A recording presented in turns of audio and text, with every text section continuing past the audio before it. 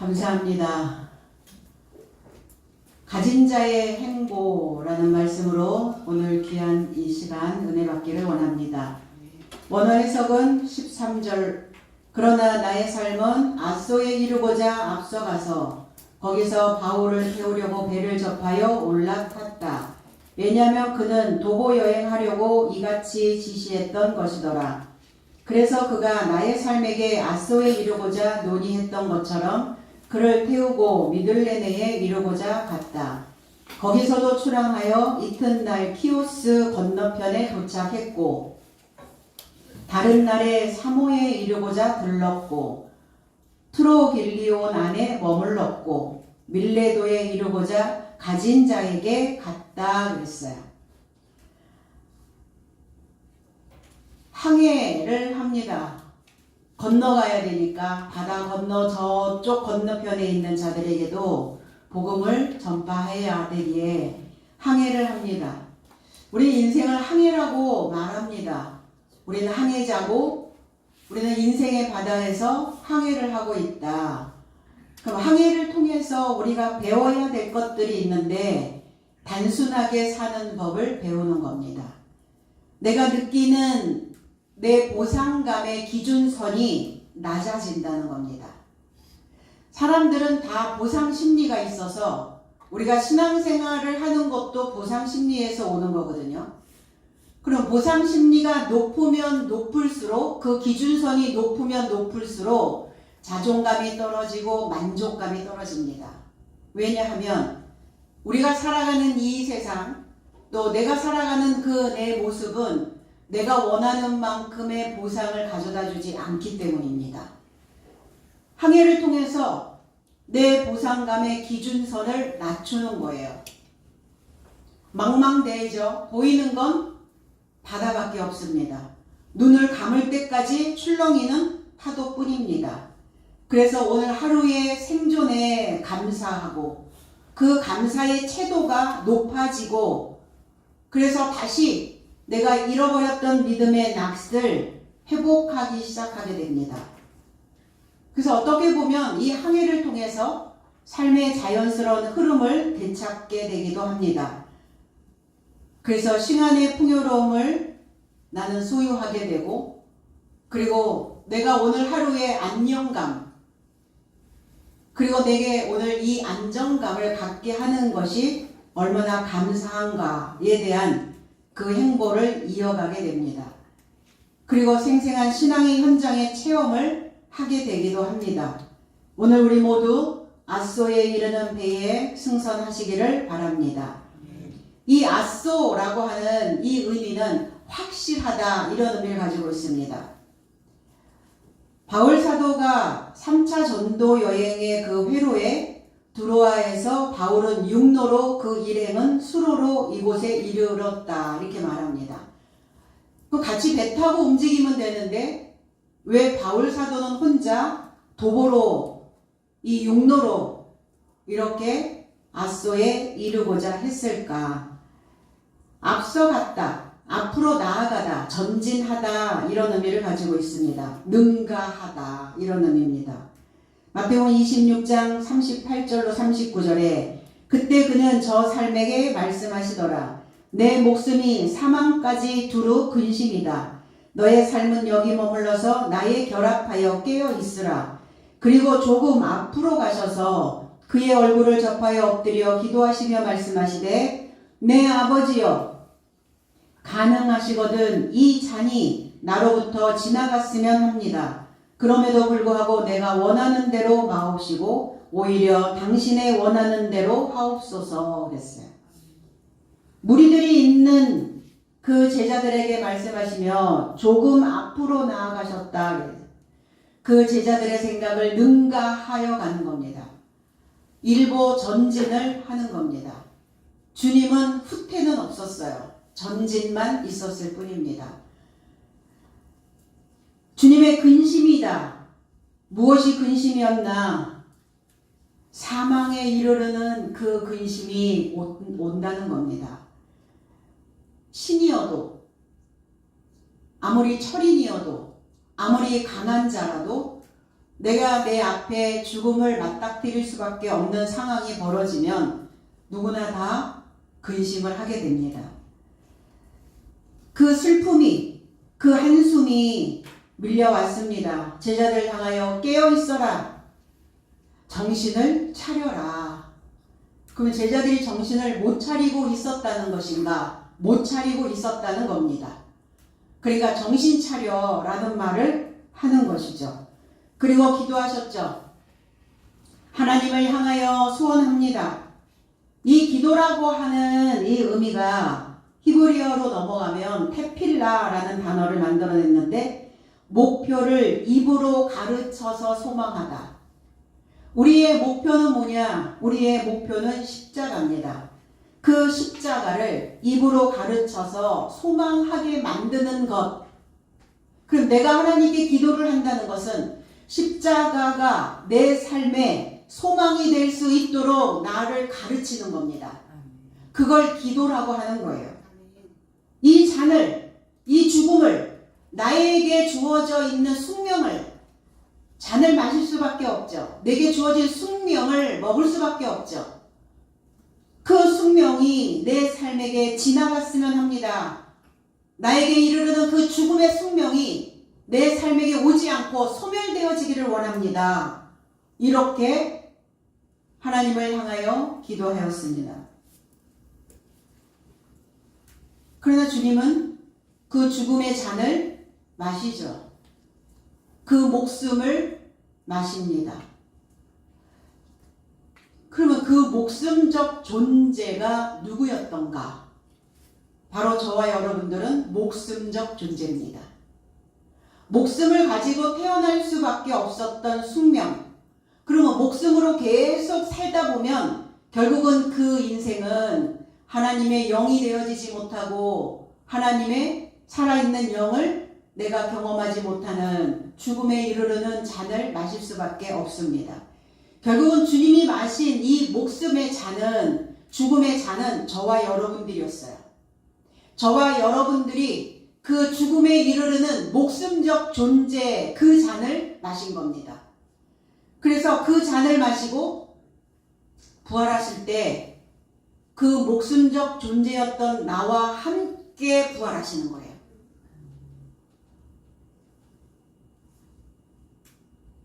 죽음에 이르르는 그 잔. 그래서 주님은 그것이 소멸되어지기를 원하나, 그러나 그것은 내 뜻이고 아버지의 원대로 또 그렇게 간청을 드립니다. 바울은 도보로 가고자 했습니다. 도보 여행, 걸어서 다니는 여행이죠. 육로로 가기를 원했습니다. 히브리서 12장 13절에 보면 너의 삶의 발로 곧은 자국을 만들라. 이는 절름발이가 빗나감을 당치 않고 도리어 고침을 받게 하려 함이다 그랬어요. 그럼 바울 사도가 도보로 여행을 가고자, 도보로 전도를 하고자 했던 것은 그의 곧은 자국을 남기고자 하는 겁니다.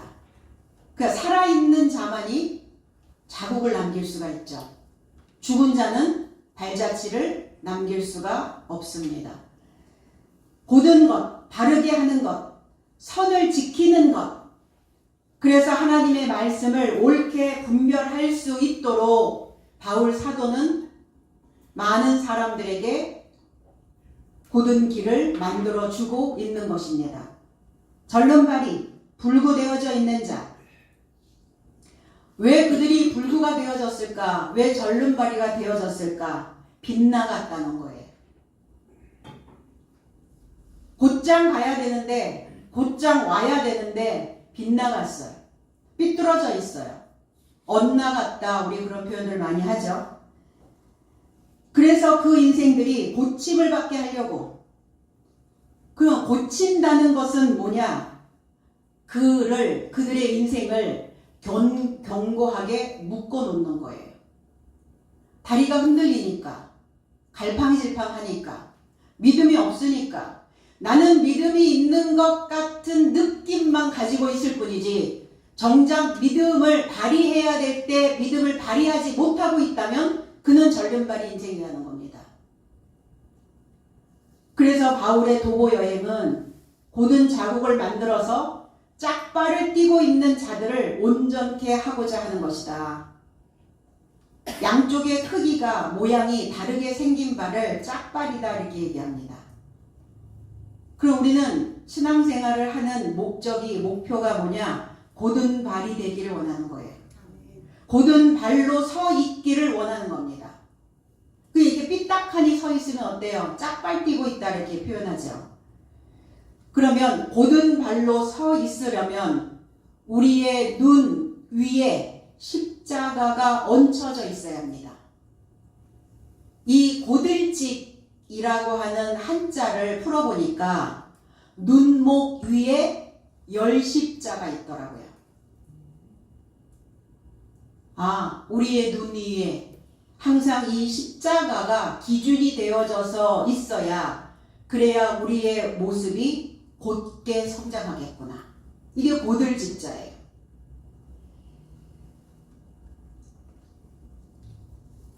그래서 거기에서 그들은 앗소로 가고자 하는 그들의 삶이 정하여진 대로, 지시받은 대로, 명령을 받은 대로 그들은 그 행보를 이어갑니다. 바울이 앗소에서 일행을 만납니다. 이 앗소는 확실하게라는 의미를 가지고 있다고 말씀드렸죠. 확실한, 틀림없는. 그래서 하나님께 묶이는 것이에요. 하나님께 묶여야 확실해질 수 있어요. 잠언서 22장 21절에 내가 진리의 확실한 말씀을 깨닫게 하며 또 너를 보내는 자에게 진리의 말씀으로 회답하게 하려 함이 아니냐 그랬어요. 진리, 옳다, 분명하다, 참되다, 진실되다 이런 의미예요. 그래서 우리는 아멘이라는 단어를 쓰잖아요. 이 히브리어에서 온 단어예요. 이 아멘이라는 단어가. 아멘. 진실로, 진짜로, 참으로 그렇게 되어지기를 원합니다. 내가 참이 되어지기를 원합니다. 내가 진실에 되어지기를 원합니다. 내가 옳기를 원합니다. 내가 분명한 신앙을 갖기를 원합니다. 그렇게 되어지기를 원합니다. 아멘 하는 거거든요. 이 아멘 뭐냐? 아멘이라고 하는 이 참, 진리라는 이 의미는 뭘 얘기하는 거냐? 가려져 덮여 있었던 것을 걷어내고 본 모습을 본다라는 뜻이에요. 이게 아멘이에요. 이게 진리라는 뜻입니다. 그러니까 우리가 진리를 접하면 가려져 있었던 것들이 다 걷어져야 돼요.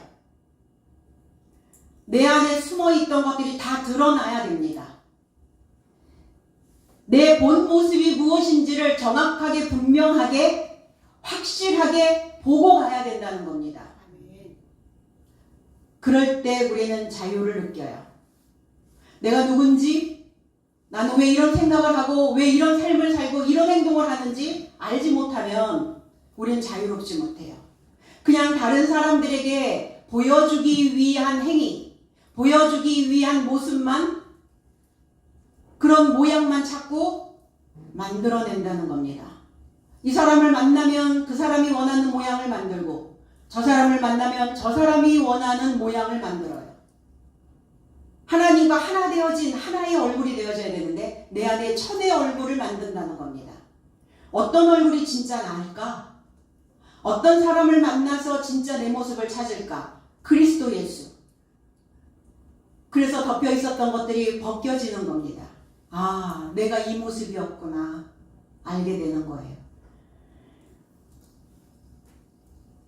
이 확실한, 아소라고 하는 이 확실한, 히브리어로 넘어가면 이 단어가 코셰트라는 단어입니다. 균형 잡히다, 고르게 무게 나가는 이런 뜻이에요.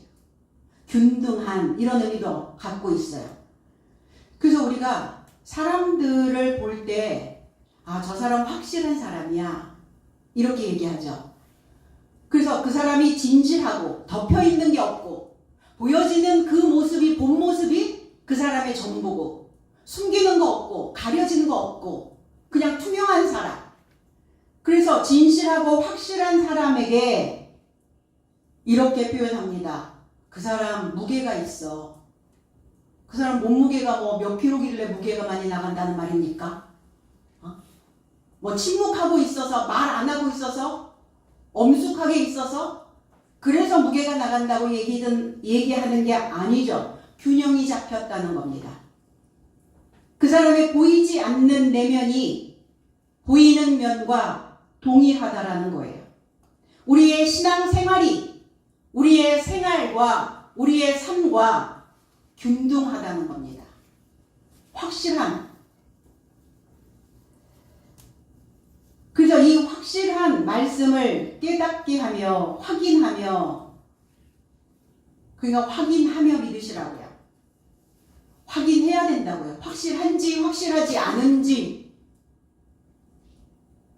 그래서 그 확실한 말씀을 깨달아서 그 보내는 자, 그를 임명하여 그 말씀으로 명백하게 그리고 그 말씀으로 증명되어진 것으로 회답하게 하려 합니다. 새롭게 하려 합니다.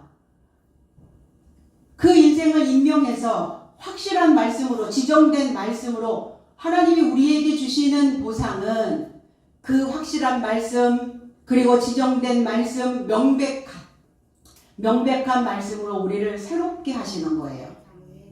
그것이 하늘에서 주시는 보답이라는 겁니다. 그들이 배에 오르고 그랬어요.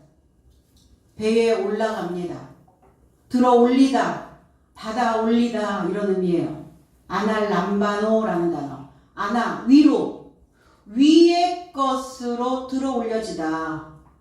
에베소서 6장 12절로 13절에 혈과 육을 향한 투쟁은 나의 삶에게 없는 것이기 때문이기에 오로지 우두머리 삶을 향하여 권세 삶을 향하여 이 현세의 어두움의 세상 통치자 삶을 향하여 하늘에 접한 삶 안에 나쁜 영적 삶을 향하여 투쟁이다. 이를 인하여 하나님의 전신갑주를 들어올리라.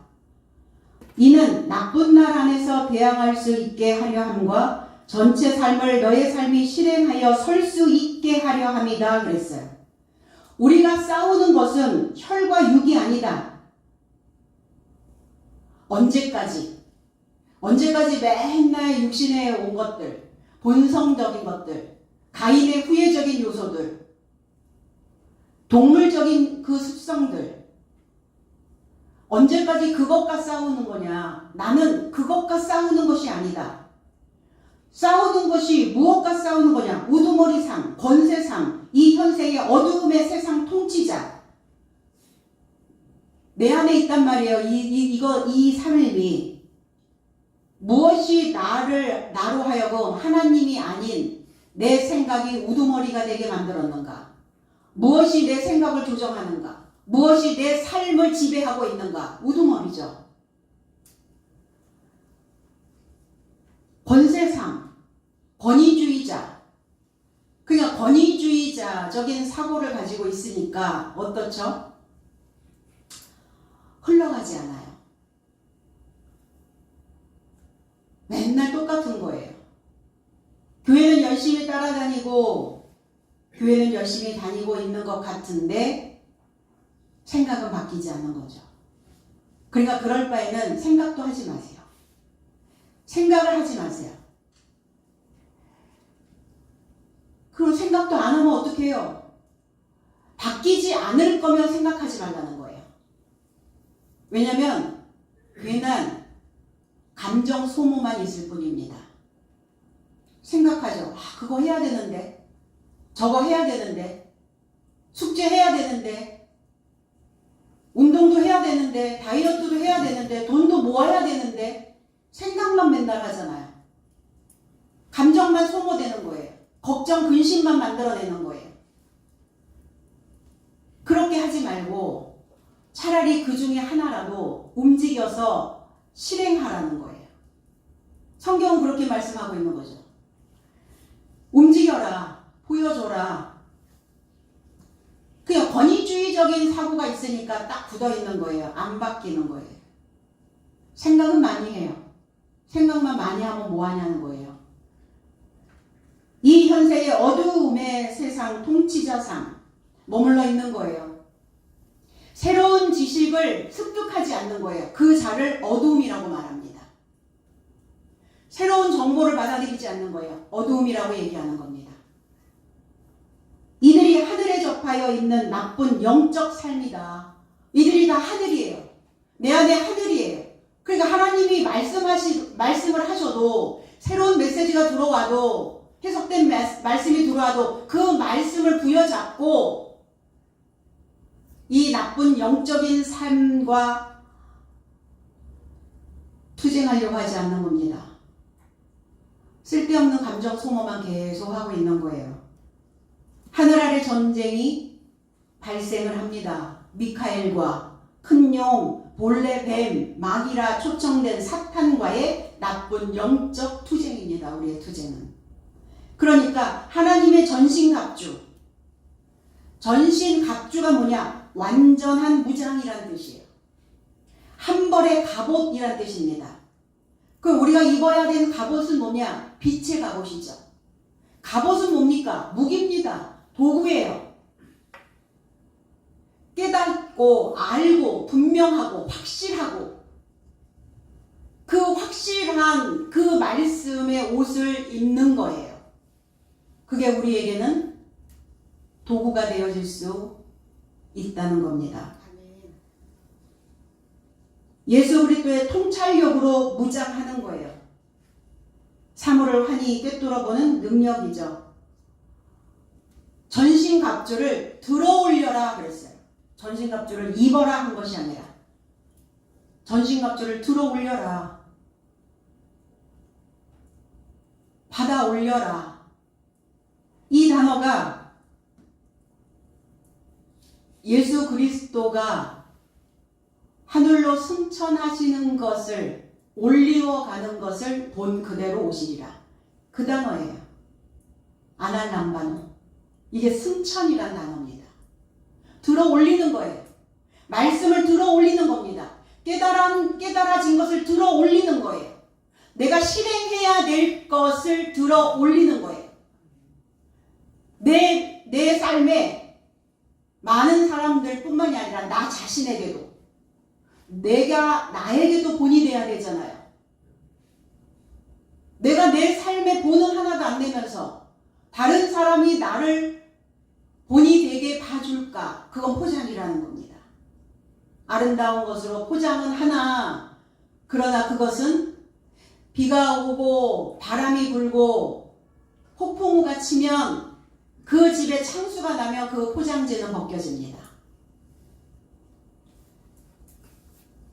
내적 지각, 내적인 역량, 그거를 소유하라는 겁니다. 말씀 66권을 들어 올리는 거예요. 이 말씀 66권을 승천시키는 겁니다. 저와 여러분들의 바탕을 들어 올리는 거예요. 미들레네에 갑니다. 미들레네라고 하는 의미는 조개가 많은 이라는 단어에서 유래가 되었습니다. 조개가 많기도 하지만 이 미들레네라고 하는 이 의미는 종말이라는 의미를 가지고 있어요. 종말, 끝이죠. 그러니까 왜 사도들이, 왜 복음을 전하는 자들이 왜 미들레네에 갔을까? 끝내려고요. 이제 끝내자. 뭘 끝내야 되나? 이곳은 원래 로마 귀족들이 즐겨 찾는 휴양지였습니다. 그래서 빌립보에서 바울과 그의 동역자들이 승선한 배는 루기아 지방의 항구 도시 바다에 이르기 전에 잠시 이곳에 머무르게 됩니다. 갈 길이 바쁜데 왜 하필 미들레네에 머물렀을까 생각해 봐야죠. 바울과 동역자들은 종말에 대하여 전파를 합니다. 종말론, 마칠 종의 끝말자예요. 마치고 끝내고 맞춰져야 끝이 나죠. 계속되어 온 일이나 내 삶에서 벌어지고 있는 현상의 마지막, 내 삶의 패턴, 내가 살아가고 있는 생활 양식, 내 안에서 계속 내 삶을 연출하고 있는 인생 각본, 그것이 나를 들어 올리는 삶이 아니라면 그 삶의 끝, 그 삶의 마지막을 보셔야 된다는 겁니다. 이게 종말이에요. 지구촌의 종말 때가 되면 유황비가 내려와서 온 세상이 불지옥이 될 것이다 라고 주장하는 종말론자들. 근거 없죠. 보여지는 이 자연계의 종말이 아니라는 것을 성경은 말씀하고자 하는 겁니다. 믿을래네 종말이지. 근거 없는 낭설들은 잘 믿어요. 사람들이 확인도 안 하고 확실하지도 않는데. 그래서 내 안에 있는 나쁜 영, 가인의 사상, 본래 뱀의 그 바탕, 그래서 이 상태로 인해서 만들어진 어떤 현상,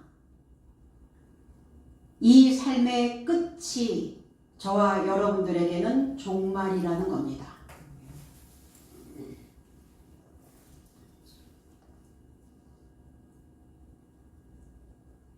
그래서 우리가 알고 있는 단어 중에 레거시라는 단어, 레거시 코드, 레거시 시스템 이런 단어들을 쓰거든요. 그 레거시라고 하는 이 시스템의 끝, 레거시 코드의 종말. 레거시 코드라고 하는 것은 뭐냐면 과거로부터 죽은 조상으로부터 물려받은 구식, 그 이전의 세대, 돌아가신 선조가 남긴 것, 과거의 세대가 구입해서 오래된 물건, 언젠가는 새로운 것으로 대체되어야 하는 것을 의미하는 거예요. 레거시라는 단어를 씁니다. 오래된 컴퓨터 써보셨나요? 윈도우 XP 같은 프로그램을 레거시 시스템이라고 말합니다. 386, 586 이러죠. 그러니까 원시의 본능은 아직도 내 안에서 잘 작동하고 있는 레거시 코드와 같다. 내 안에 아직도 원시적인 본능. 그러니까 레거시 코드의 종말을 가져다 줘야죠. 각자의 삶에게. 보여지는 자연계의 종말은 죽었다가 100번, 1000번, 10,000번 깨어나도 지구촌의 종말은 오지 않습니다. 걱정하지 마십시오. 우리가 살아가는 동안 우리의 후손들이 100년을 이어가도 살아가는 자연계의 물질계의 종말은 결단코 오지 않는다는 것을 저는 확실하게 분명하게 말씀드릴 수 있습니다. 오늘 믿을 내내에서 끝을 내야 되는, 바뀌지 않는 그들을 향하여 신앙 안에 늘 종교 안에 푹 젖어 있는 사람들이 있잖아요. 내가 이 정도 믿으면 됐지 이 정도 하면 됐지 결국 바뀌지 않고 생각만 하고 사는 사람들은 나 자신에게 지연된 폭력을 계속하고 있는 것과 같습니다. 지연된 폭력. 폭력이 지연되어져 있을 뿐이지 나에게 계속 폭력을 하고 있는 것이다. 거기서 떠나 그 장소에서 떠납니다. 출항을 합니다. 출항을 하려면 배를 타야죠. 요나서 1장 3절에 이 히브리어에서 배라고 하는 단어는 오니야라는 단어, 오니이야. 이 오니야라고 하는 이 단어가 나 자신이라는 뜻도 가지고 있어요. 나 자신, 나. 자신, 각자 이런 뜻도 가지고 있어요. 오니아. 그러니까 내가 배라는 얘기예요. 나라고 하는 나의 이 배를 타고 출항을 합니다. 요나서 1장 3절에 그러나 요나가 여호와의 얼굴을 피하려고 일어나 다시스로 도망하려 하여 욥바로 내려갔더니 마침 다시스로 가는 배를 만난지라 여호와의 얼굴을 피하여 그들과 함께 다시스로 가려고 뱃삭을 주고 배에 올랐더라 그랬어요. 아미떼의 아들 요나. 분명하고 확실하다. 이 단어도 아미떼라고 하는 의미도 아소라는 단어와 만납니다. 진실하다. 아멘이라는 단어와 또 만납니다. 분명하고 진실되고 확실한 자가 세운 그가 바로 요나였어요. 니느웨로 가라. 니느웨는 이방 지역입니다. 하나님을 믿는데 하나님을 모르고 믿는 자들이에요. 말씀은 보는데 성경은 백독 천독을 했는데 무슨 뜻인지 깨닫지 못하고 있는 자들이에요. 거기가 니느웨였어요. 니느웨. 그러니까 요나를 보낸 이유는 합의를 봐라. 합의. 이 합의라는 뜻입니다. 의견을 일치시켜라. 성경을 너희들이 보는 방식으로 계속 볼 건지 하나님을 너희들이 믿었던 그 방법대로 계속 그 방법대로 믿을 것인지 아니면 내가 너에게 이야기하고 내가 너에게 가르쳐준 요나인 너에게 주었던 그 말씀 하나님의 말씀대로 갈 건지를 합의를 끄집어내라. 합의. 그러니까 합의가 이루어지지 않으니까 똑같은 기독교 안에서도 어긋나 있는 거예요. 한 사람은 동으로 한 사람은 서로 갈 길이 달라 있는 겁니다. 그냥 귀찮기도 하고 싫기도 했겠죠. 그냥 나만 잘 믿으면 되는데 내 바운더리, 내 주변에 있는 내 주변만 잘 그냥 관리하고 가면 될 걸 뭐하러 저 건너편에 그렇게 믿든 저렇게 믿든 그거 하나님 하실 일이지 왜 나한테 거기까지 가라 하십니까? 거기서 합의를 이끌어내는 게 쉽지는 않잖아요. 사람들이 말을 잘 들어먹으면 좋은데 잘 안 들어먹어. 그러니까 이게 벌써 답답한 거 싫은 거죠. 그래 요나는 비둘기라는 의미를 가지고 있어요. 비둘기 어때요? 비둘기에게 먹이 주지 마세요 그러잖아요. 왜 먹이 주지 말라고 그래요? 번식력이 이루 말할 수 없이 강합니다. 그리고 먹이 주지 말라는 거예요. 그게 결국 죽이라는 거죠. 비둘기를. 짝짓는 열기 이런 뜻이에요. 이 단어가 야인이라는 단어, 발효된 술이라는 뜻입니다. 그 요나는 술꾼이에요. 술을 먹을 줄 아는 사람이에요. 하나님의 말씀이 내 안에 누룩으로 들어오면 그거를 잘 발효시켜서 하나님의 말씀을 증거할 수 있는 능력을 가진 자였어요. 요나는. 사람들의 마음을 쥐락펴락 할 수 있는 자라는 거예요. 우리 술을 먹으면 어떻죠? 릴렉스가 되죠. 경직된 사람들은 조금 늘어지기도 하고 그래서 감추고 있었던 말도 입이 열려서 말도 하게 되고 평소 때 하지 않았던 이런 행동도 하게 되고 사람들의 마음을 그렇게 잡았다 놨다 밀당을 할 수 있는 능력을 가지고 있는 자가 요나였어요. 그러니까 요나에게 니느웨에 가서 합의를 이끌어내라. 넌 충분히 가능한 사람이다. 그렇게 명령하신 거거든요. 왜 다시스로 가게 되었을까? 거의 보석이 많습니다. 황옥, 녹주석 이런 보석이 많은 곳이에요. 거기에 가면 내가 빛날 것이다 생각한 거죠. 근데 이 보물들이, 이 보석들이 되어지기까지 그냥 보석이 되지는 않잖아요. 정년의 과정이 필요하잖아요. 다듬어내야 보석이 되잖아요. 정제해야 순도가 높은 금속을 뽑아낼 수가 있잖아요. 그러니까 요나는 어떻게 보면 생각을 한 거죠. 마음을 그렇게 먹은 거죠. 아, 내가 거기에 가면 분명히 순도 높은 금이 나는 되어져 있을 것이고 나는 잘 다듬어진 보석이 되어져 있을 거니까 내 삶의 가치가 다시스로 가야 진가를 발휘할 수 있을 것이다 라고 생각을 한 거예요. 배에 올랐습니다.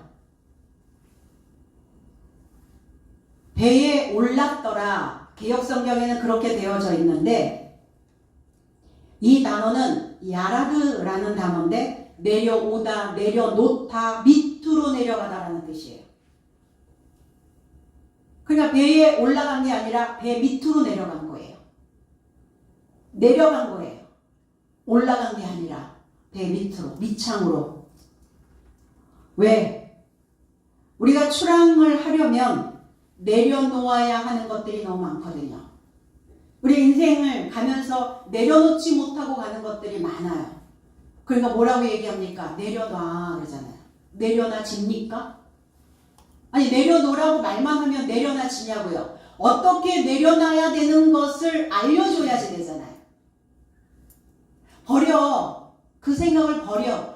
버려지나요? 버리려고 버려야지 이러면 어때요? 어떻게 돼요? 그거 꽉 붙잡고 더 주워오고 싶잖아요. 그렇죠? 그래서 항해를 하는 거예요. 내 인생이 내려놔야 될 것들이 많은데 내려놓지 못하고 있으면 항해를 하면서 내 속에서 출렁거리는 감정들을 경험하면서 내 안에 감정들이 오르락 내리락 할 때 생각하는 거예요. 아, 요 감정은 내려놔야 되는 거구나. 요 감정 때문에 항상 건드려지는구나. 요 생각 때문에 항상 내 속이 시끄럽구나. 그 바다에 대풍을 갖다 줍니다. 큰 영, 큰 바람. 큰 바람이 얼마나 크면 큰 바람이겠어요? 회오리? 그게 아니라 위대한 영이라는 뜻이에요. 대라고 하는 단어가 위대하다, 크다 이런 단어이고 풍은 루아흐, 바람이라는 뜻이에요. 이성적인 영, 이성적인 마음. 그러니까 하나님이 그 바다에 주신 건 그 위대한 하나님의 영이 임한 거예요. 어디에? 요나에게.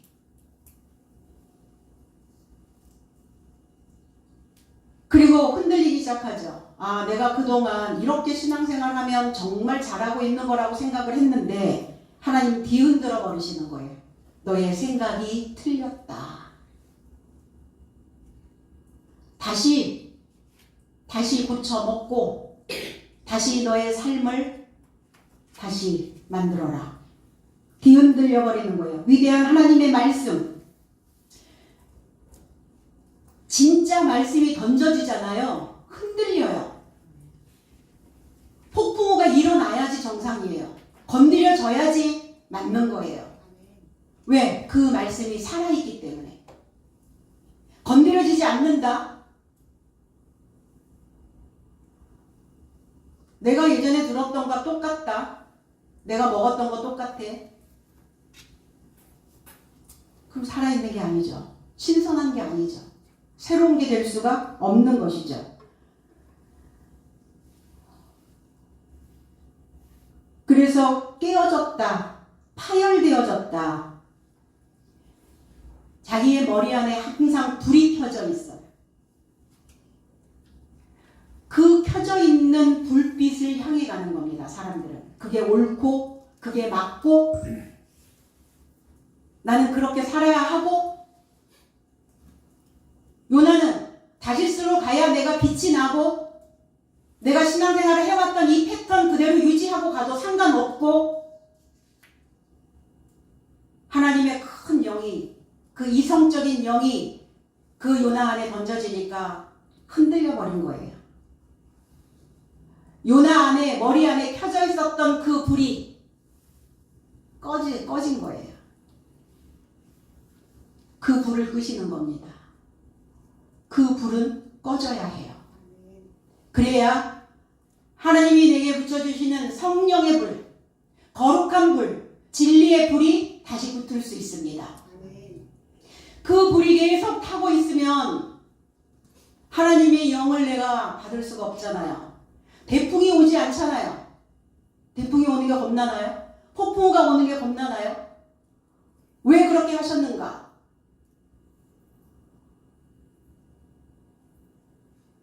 내 입에서 나가는, 내 삶에서 뿜어져 나가는 그 모든 것들이 이제 썩은 것이 아니라 건강하고 행복하고 많은 사람들에게 기쁨을 줄 수 있는 그 술이 되게 하시려고요. 이튿날 기호로 갑니다. 시오스라는 단어예요. 뱀이라는 뜻입니다. 이 지역이 사도시대에는 로마의 영토였고 지금은 터키 영토입니다. 이 지역은 경치가 아름답고 토지가 비옥하여 옛적부터 굉장히 유명한 지역이기도 합니다. 토양이 비옥하면 어떻죠? 씨앗을 뿌리면 씨앗은 제때 싹이 나요. 토양이 좋으면. 가뭄이 와도 토양이 좋은 곳은 가뭄이 와도 버팁니다. 토지, 마음의 땅.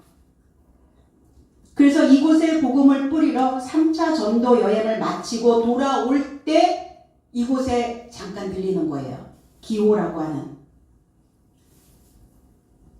왜 들렸겠어요? 이곳에 있는 자들의 사상이 뱀이란 말이에요. 뱀이 다 나쁘진 않죠. 땅에 기어다니는 뱀이 아니니까. 신앙이 절개가 없어. 절도가 없어. 맨날 구불구불해. 구렁이 담 넘어가듯. 응? 대충 신앙생활 그렇게 하고 있는 자들이에요. 이 기호라는 곳이. 그러니까 어때요? 대충 하니까 이 토양이 산성화가 계속되는 거예요. 물을 주고 비료를 주고 말씀을 뿌려도 나무들이 금방 시들어버리는 거예요. 뿌리가 잠길 수 있도록 흙을 소유하고 있으셔야 되잖아요. 흙을 가지고 있어야죠.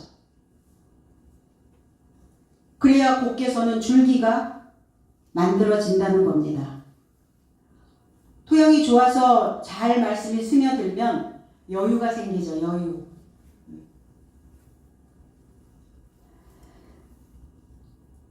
그래서 구불구불 구렁이 담 넘어가듯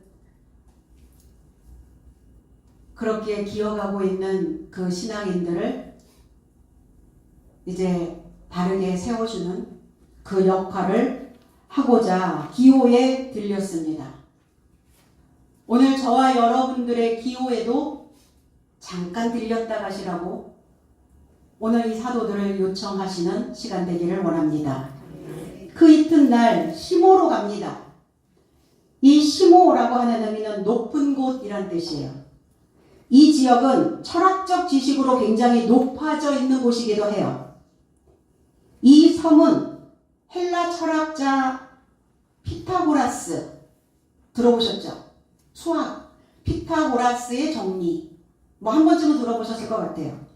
이 피타고라스의 출생지이기도 합니다. 이 피타고라스가 태어난 곳, 그 아버지가 했던 그 일은 보석을 세공하는 세공업자였어요. 거기에서 출생을 했고 이 피타고라스는 이렇게 얘기합니다. 지혜를 사랑하는 사람, 자기 자신을 그렇게 얘기했어요. 지혜를 사랑하는 사람. 그 최초로 철학을 이야기한 사람이기도 합니다. 그리고 피타고라스는 제자들에게 너희들은 항상 이렇게 생각하고 그 생각했다면 이런 삶을 살아야 된다. 그렇게 그들을 훈계했던 세 마디가 있어요. 첫 번째는 어디에서 나는 길을 벗어났는가 생각하라는 거예요. 벗어난 것 같으면 되돌리라는 겁니다.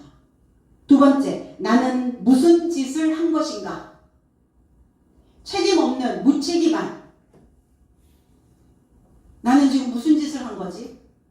아유, 그거 뭐 오늘 하루쯤, 그 잠깐쯤 우리는 그렇게 무심코 넘길 수 있지만 다시 한번 되짚어 보라는 거예요. 내가 무슨 짓을 한 거야, 살면서. 내가 나한테 무슨 짓을 한 거야. 내가 하나님께 무슨 짓을 하고 있는 거지. 교회에 무슨 짓을 하고 있는 거야. 세상을 살면서 세상에 무슨 짓을 하고 사는 거지. 세 번째는 또 내가 반드시 해야만 할 일을 나는 완수하지 못했는가 생각하고 다짐하고 실천하라는 겁니다. 사도들은 이 사모에 예수 그리스도의 완성된 지혜를 뿌리고자 간 겁니다. 가장 높은 학문, 신학. 철학이 아닌 철학 위의 신학. 거기에 도달하였다 그랬어요. 그 높은 곳에 도달했다. 그러니까 이 지역에 살고 있는 사람들은 지적인 수준이 높으면 높을수록 복음이 빨리 들어갈 것 같아도 복음이 잘 안 들어갑니다. 새로운 신지식을 빨리 받아들일 것 같은데도 그들만의 그 고유한 자기들만의 그 지식의 영역들을 지키느라고 안 받아들여요. 그러니까 그 지식을 그 높은 곳에 하나님의 높은 그 학문이 도달했다 그랬어요. 도달해야죠. 트리킬리온, 개혁성경에는 없습니다. 트리킬리온 안에 머물고 밀레도의 소아시아의 한 도시라고 얘기합니다. 거기에 머물렀다. 거기에 거하였다. 고린도전서 13장 13절에 이제도 믿음, 소망, 사랑 이 세 삶이 머무나 사랑은 이 삶보다 더 위대하다. 우리 안에 머물러야 될 것이 뭐냐? 내 안에 거주해야 될 것이 뭐냐? 믿음과 소망과 사랑이다. 그러나 이 중에서 가장 위대한 것은 사랑이다. 이렇게 표현합니다. 믿음이 뭐냐? 씨입니다. 씨. 아브라함에게서 나온 믿음의 씨. 아브라함의 믿음, 말씀을 하나님으로 믿는 그 아브라함의 씨가 바로 믿음이죠. 소망이 뭐냐? 씨가 뿌려졌으면 소망을 가져야죠. 소망을 갖는다는 건 성장입니다. 뭘 먹고 어떻게 움직여서 자라고 있는가? 해마다 나이를 먹되 해마다 성장하여 더 멀리 가고 있는가? 이 소망을 가지라는 거예요. 그리고 사랑은 아가페죠. 열매입니다. 예수 그리스도, 사도들의 삶. 목적지에 가장 빨리 갈 수 있도록 그 열매가 빨리 맺힐 수 있도록 그 지식의 그물망을 만드는 겁니다. 몸과 머리를 오랫동안 성장시킬 수 있는 내적인 열매, 내적 지식, 그걸 사랑이라고 얘기합니다. 그러니까 사랑은 어떻게 해야 돼요? 하나님이 우리에게 주시는 사랑은 어떻고 내가 하나님께 하는 사랑은 어떻고 부모가 자식에게 주는 사랑은 어떠해야 되는가? 뜨거운 사랑입니까? 열렬한 사랑입니까? 열렬히 사랑해서 결혼했는데 왜 그 모양이죠, 사는 게? 왜 왼수같이 살죠? 그러니까 사랑은 차갑게 하는 겁니다. 사랑은 냉철하게 하는 거예요. 뜨겁게 사랑하는 자들을 성경은 책망합니다. 하나님에 대한 사랑은 열심이었으나 하나님에 대하여 아는 게 없더라. 그 냉철한 사랑을 원하는 거예요. 깨닫고 분별하고 감정적인 사랑이 아니라 이성과 논리적인 사랑. 그건 냉철해야 하는 거거든요. 부모가 자식에게 주는 사랑도 그래요. 맨날 오냐오냐 하면 어떻게 돼요? 맨날 뜨겁게 너무 뜨거워서 애들은 화상을 입죠. 자기 역할을 못하는 거예요. 그래서 세포가 살아나질 않아요. 부모가 준 그 불길에 다 그슬려져가지고 깨어나질 못하는 거예요. 사랑은 냉철한 사랑이어야 됩니다. 밀레도에 이르니라. 밀레도에 또 갑니다. 거기에 피난민이라는 뜻을 가지고 있어요. 재난을 피해서 떠나온 백성들을 구제하기 위해 다음 날 그곳으로 갑니다. 피난민들을 소유하려고요. 피난민들을 가지려고. 우리가 가져야 될 것들이 뭐가 있을까? 난 가지고 살아야 될 게 뭐가 있을까? 뭘 가지고 살아야 되죠? 돈과 명예입니까? 아니면 다른 사람들이 보는 보암직한 삶입니까? 아니면 많은 사람들이 부러워할 만큼 먹음직한 삶입니까? 난 뭘 가지고 살아가야 되는가? 계시록 21장 15절에 사도 요한은 이렇게 말씀합니다. 그리고 나와 결합하여 전하는 자가 성과 성의 문과 성벽을 측량하려고 금갈대를 가졌더라. 이게 가진 자예요. 우리가 가져야 될 것은 금갈대입니다. 금이 뭡니까? 쓸모가 있는, 유용함 이런 뜻이에요. 이용 가치가 있는, 이용할 만한 특성을 가지고 있는. 금은 뭘 얘기합니까? 불순물을 뺀, 그리고 반짝반짝 빛나는. 이 금이 뭡니까? 기름입니다. 기름. 기름이 주로 무슨 색이던가요? 노란 빛을 띠잖아요. 노란빛. 태워서 짜는 기름 말고요. 그건 갈색빛을 내죠. 볶아서 짜면 기름이 많이 나와서 다 볶아서 짜는데 생기름을 짜잖아요. 노란빛이 나옵니다. 생기름. 그게 금이에요. 그 기름, 그 지식, 섞이지 않은 것, 태우지 않은 것, 그 쓸려지지 않은 것. 있는 그대로, 원액 그대로, 원리 그대로, 성경에 기록되어져 있는 말씀 그 의미 그대로. 이게 금입니다. 그럼 갈대는 뭐냐? 펜이라는 뜻이에요. 식물의 줄기라는 뜻입니다. 측정을 위한 저울대, 지팡이 이런 뜻이에요. 가르치다, 바로 세우다 이런 뜻이에요. 펜이 있어야죠. 내 안에 기록이 되어져야죠. 그러니까 금갈대를 가졌으니까 어때요? 그 순수한 펜, 다른 것들을 기록하지 않는 펜, 다른 것들을 가르치지 않는 것, 다른 내용을 썩지 않는 것, 그슬리지 않고 태우지 않은 것, 그슬려지고 태운 것은 소돔과 고모라입니다. 사람들은 그 화려하고 보여지는 어떤 폼나는 것 이런 거 좋아하죠. 그러나 주님은 볼품이 없었다 그랬어요. 흠모할 만한 대상이 아니었다라고 했어요. 그러나 그 속에 가지고 있는 진가는 위대했죠. 그 노란 기름을 가지고 있었던, 금갈대를 가지고 있었던. 그러면 저와 여러분들이 신앙생활을 하는 목적이 뭐냐? 금갈대를 갖고자 하는 겁니다. 내 안에 항상 기록이에요. 기록된 대로 살거든요. 기록되어진 대로 행동하거든요. 오늘 여러분들 뭘 기록했길래 이 자리에 계십니까? 기록되었기 때문에 이곳에 발길을 옮길 수 있었던 것 아닙니까? 그래서 아이들은 백지로 태어난다고 얘기하잖아요. 거기에 부모가 금갈대로 무엇을 기록해 줄 것인가를 고민하고 고심하고 기록해 주는 겁니다. 청량하는 도구, 가르치는 기준. 그래서 바르게 가르쳐야 신앙의 유용성이 만들어집니다. 잠언서 1장 5절로 6절에 지혜 있는 자는 듣고 학식이 더할 것이요 명철한 자는 지략을 가질 것이다. 잠언과 비유와 지혜 있는 자의 말과 그 오묘한 말을 깨달으라 그랬어요. 그래서 우리는 이 금갈대로 나 자신을 바로 세워질 수 있도록 가르치고 이 성경과 말씀 66권과 나의 학식이 같아질 수 있도록 명철한 지략을 가져야 합니다.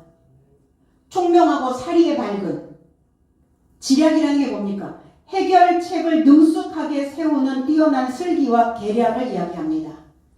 나에게 중요한 것을 저와 여러분들은 평생 찾으면서 금갈대를 가지고 주어진 삶의 행보를 완성해 가시는 자유로운 사람이 되시기를 예수 그리스도의 이름 안에서 축복드립니다.